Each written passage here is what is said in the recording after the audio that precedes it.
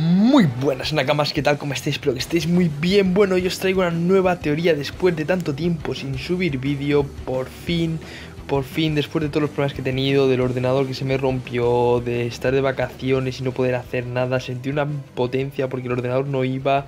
Y después de todo, además de que todo esto causó que me deprimiera un poco, que no sé, que decaí un poco, no tenía ganas, necesitaba como descansar, pero por fin esta semana os traigo esta pedazo de teoría más un pedazo de vídeo súper divertido que supongo que subiré este fin de semana si no tendréis a principios de la siguiente, pero un vídeo que de verdad es largo pero merece mucho la pena, ya que no estoy solo en ese vídeo, ya veréis con quién estoy, y es un vídeo que realmente merece la pena, súper divertido.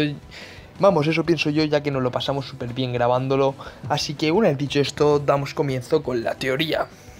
Disculpadme un momento, pero antes de comenzar, me gustaría que me dejaseis preguntas tanto aquí bajo en los comentarios como por Twitter o como queráis. Para hacer un futuro preguntas y respuestas me ayudaréis un montón, así que dejad vuestras preguntas sobre lo que queráis y en un futuro haré un vídeo de preguntas y respuestas. Ahora sí que sí, comenzamos. Bueno, empecemos a hablar del país de Wano. Este país del que aún no sabemos mucho, excepto pequeños detalles, y que sabemos que está bajo el dominio del Yonkou Kaido. Sabemos también que este país está basado en el Japón feudal, ¿no? Como hemos podido ver ya algunos de los personajes, como Momonosuke, Kinemon, Kanjuro, Raizo... Bueno, y que son personajes que a simple vista saltan que están basados en el Japón feudal, en el antiguo Japón. Así que vamos a detallar un poco, y antes de empezar con la teoría, vamos a hablar un poco sobre cómo era el Japón feudal en la época en la que se supone que está basada Wano. Bien, en el Japón feudal existían los shogunes, que son una especie de dictadores, eran como una especie de dictadores que había en esa época, y que manejaban los hilos de todo, de sus regiones respectivamente. Además, estos eran protegidos por los samuráis. Estos samuráis creían en la verdad y en el honor, y tenían un estricto código de conducta llamado el Bushido. En la tradición japonesa, el Bushido es un término traducido como el camino del guerrero.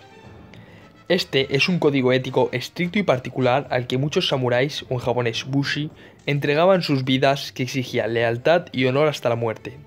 Esto quiere decir hacia el shogun. Si un samurái fallaba en mantener su honor, podía recobrarlo practicando el seppuku, o más conocido como el harakiri, un ritual de suicidio. Se dice que desde pequeño el bushido era inculcado a los japoneses de la clase dirigente incluso antes de despegarse del pecho de la madre.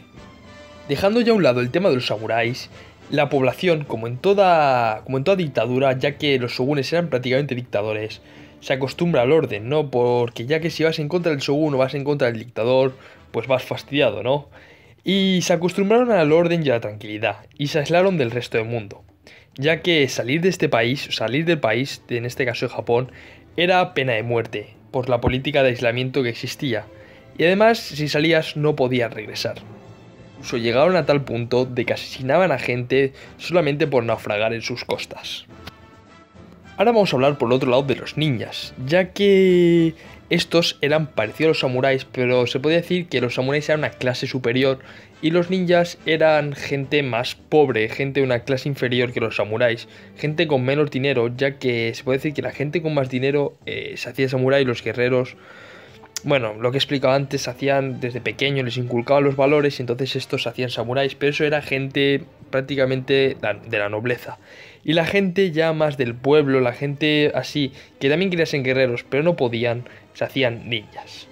Pero estos, a diferencia de los samuráis que tenían un amo, estos no tienen un amo, sino van con quien les pague. Después de esta pequeña clase de historia sobre Japón, vamos a pasar a hablar un poco sobre cómo es Wano ahora mismo y cómo va a ser Wano en un futuro cuando lleguen los Mugiwaras, lo que yo creo que va a suceder en Wano. Vale, sabemos que Wano está controlada por Kaido, el cual maneja entre las sombras, porque supongo que el pueblo no lo sabrá, al Shogun, el cual maneja su ejército que tendrá de samuráis, un ejército con grandes habilidades.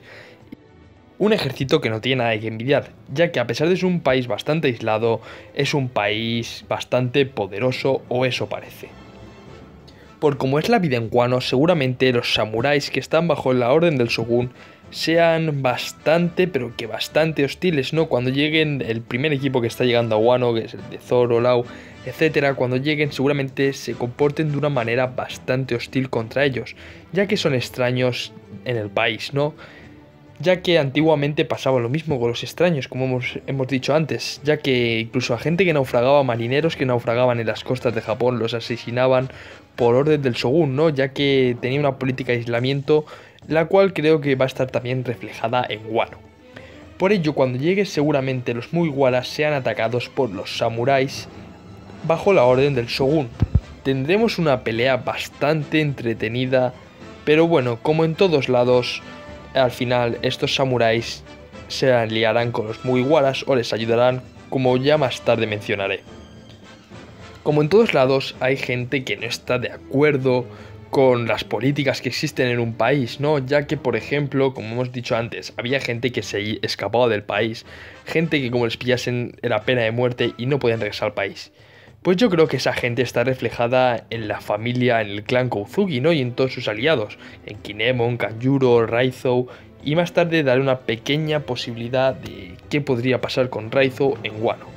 Bueno, como en todos lados, esta es la familia rebelde, se podría decir, una familia poderosa que hasta el momento de que llegase Kaido, antes de que llegase Kaido, era una familia muy poderosa, familia que había viajado con el rey de los piratas, una familia que manejaba, ¿no?, en el país, por lo que a pesar de ser un poco rebeldes, no podían matarlos, el Shogun no tenía suficiente poder.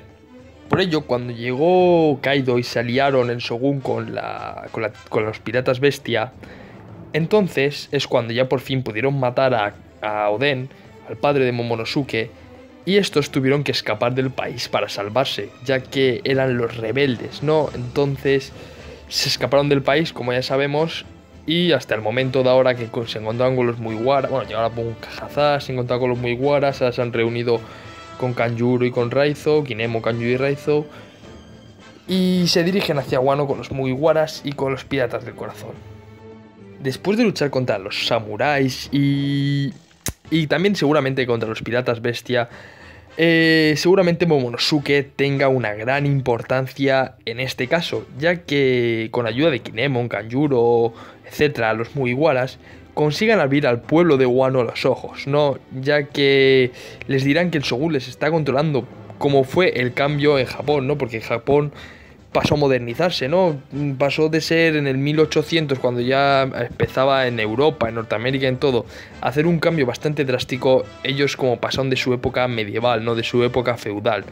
Entonces seguramente hay un gran cambio gracias a Momonosuke. Yo creo que en esta saga va a tener una gran importancia y abrirá los ojos a los samuráis, al pueblo, que acabarán ayudando a los Mugiwaras a luchar contra los piratas bestia. Como hemos visto en otras sagas que han empezado siendo malos el pueblo y han acabado ayudando a los Mugiwaras, pues estoy convencido de que los samuráis van a ayudar. Y aquí una mini teoría que seguramente igual vemos algo de los samuráis con Zoro, ojalá. Bueno, una mini teoría no, me encantaría ver alguna relación de los samuráis con el pasado de Zoro, ya que no sabemos prácticamente nada de la familia de Zoro. Y estaría muy, pero que muy guay ver que algún familiar suyo, no digo ya su padre ni su madre, pertenezca a Wano y sea los samuráis. Será alguno de los samuráis. Incluso el Shogun, pero mejor que sea algún samurái. ¿Y qué pasará con el Shogun?, os preguntaréis. Pues bueno, el Shogun seguirá igual de terco, seguirá siendo apoyado por Kaido, y entonces este Shogun será derrotado seguramente por Zoro. Y cuando acaben por fin con Kaido, lo expulsen de Wano, acaben con Shogun, seguramente el que pasa a ser el nuevo, no Shogun, sino seguramente emperador, o que el que dirija Wano pasa a ser Momonosuke. Y así seguir con el clan Kozuki. Y era lo que os iba a comentar antes sobre el ninja Raizou, ya que habéis escuchado antes cuando os he contado un poco de historia que los ninja no eran de un amo sino de alguien que les pague. Entonces, hemos visto que de momento pues sí es fiel y tal, pero tampoco hemos visto mucho sobre este personaje. Entonces, cabría la posibilidad de que en esta saga de Wano les haga una traición porque Kaido la ha pagado, o por algo, o por el shogun la ha pagado. Entonces haga una pequeña traición de la cual luego seguramente se arrepentirá. Estaría bastante bien ver cómo sí les traiciona y al final se arrepiente y le perdona Momonosuke diciéndole me has servido bastantes años, no sé qué. Algo de eso estaría bastante guay verlo en Wano y sería algo bastante emotivo ver cómo este se salía por dinero y al final se arrepiente y es perdonado por Momonosuke, el nuevo líder del país. Es algo que a más de uno le encantaría ver. Y bueno, también deciros como pequeña demostración de que los samuráis van a estar en contra, van a estar muy extrañados de que haya gente en su país. Cuando vimos por primera vez a Kinemon, también tuvo una actitud hostil hacia los Mugiwaras, ya que, claro, en su país desde pequeño les han inculcado eso, ¿no? Como pasaba en el antiguo Japón hacia los extranjeros. No llegaban extranjeros por la política de aislamiento, pero si llegaba uno eran hostiles y los asesinaban. Pues lo mismo va a pasar con los samuráis, que por esa razón yo creo que van al principio nada más llegar a la isla y se encuentre con uno, van a luchar contra ellos, ya que van a tener una actitud bastante hostil hacia el extranjero, hacia en este caso los Mugiwara. A pesar de que estos vayan con gente de su país, pero como son desertores, gente que ha vuelto al país, no son bien recibidos como hemos dicho en la historia. Está todo relacionado y siendo Oda como es, está claro que va a pasar algo parecido. Y bueno, Nakamas, hasta aquí el video y una breve teoría explicando qué creo que está pasando en Wano y qué creo que va a pasar con sus habitantes, con la isla, basándome un poco en la historia de Japón, ya que tampoco es una teoría de super investigación, es un poco es contar la historia de Japón y relacionarla con lo que creo yo que va a pasar en One Piece. Y nada, Nakamas, recordar dejarme las preguntas abajo o en Twitter, seguirme en Twitter por cierto, también tendréis mi Instagram. Así que un saludo y hasta la próxima. Chao.